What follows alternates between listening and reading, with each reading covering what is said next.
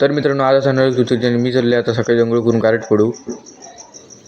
तर का आता कारेट फोडू गेलं इथं एक पप्पाने फोडलेला असा.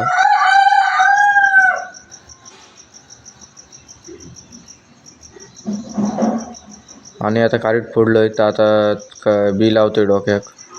आणि मी आता इले घरात तर मम्मी काहीतरी किशी होती, काय किशी होती माहीत नाही, काहीचं जेवण करूचं माहीत नव्हता, काय करीत तर खाऊ बसायचा एवढाच मग तो माहीत होता. आणि पप्पा जरा मोठे मोठे गजाले सांगू होते.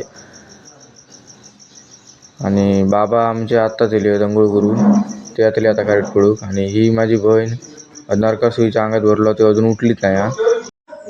तर मित्रांनो मी आता गप खुर्चीवर बसलेले देवासारखं होतं. बाबांका बघू ना तर माका ते खोबरा फोडूक बोलू लागले. तर पप्पांनी सुरुवात केली खोबरा फोडूक. आणि खोबरा फोडून झालेला असा धुत जाता ते. तर खोबऱ्याची फोडी करून पप्पा माझ्याकडे आणि मी बाबांकडे असे देऊन साखळी खेळा होतो.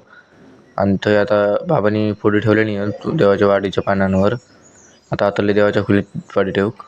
तर मित्रांनो आता देवाच्या खोलीत मी इलेलो असं बाबा वाडी ठेवले नाही या देवाच्या खोलीत. आणि माझ्याकडे सुद्धा एक वाडी असा एक्स्ट्रासाठी. तर आता तुळशीकडे जातो. तर ही खुर्ची वाटेवरून ठेवलेली आहे, कोणी उघडूकच नाही, मी तर उकळून ठेवतोय ना या माहीतच आहे. तर वाडी ठेवून झालेली आहे तुळशीकडे. तर आता तो बाहेर वाडी ठेवू. तर बाबा आता बाहेर जातो वाडी ठेवू. आणि मी असंच जाय होते तर बाबांका बघू ना माझ्याकडे ताटला दिली आणि घरात जाऊन सांगितलं तर आता ते फराळ खाऊ. तर आता फराळ खाऊ बसले तर तुम्ही पण या फराळ खाऊ आमच्यासोबत. पप्पा वाढतच आम्हाला याक पण असा तर तुमच्यासाठी ठेवलेला यावा तुम्ही. आणि ही असं मिठाई महापाती आता माझ्याच पोटात जातली आहे. बाबांनी चायपासून सुरुवात केलेली असा खाऊ.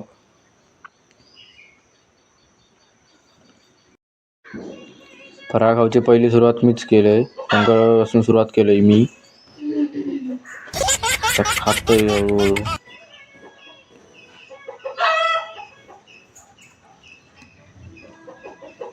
तर आता फराळ घेऊन जातोय शेजाऱ्यांकडे, आबांकडे जातोय. तर त्यांच्याकडे जातलोय. आता जातोय त्यांच्याकडे जाऊन आता ह्या करतली आहे ती पोहे करतली आहे. पोहे मस्त करता. तिच्याकडे खाऊनच येतले पाठी जाता आता तिच्यात आहे. तर मी त्यांच्या आता इलेलो असं तर हिचे अजून पोहे झाले नाही तर थंय बसलोय होईपर्यंत. ही अजून कांदो चिरता आणि खोबरा खिचता.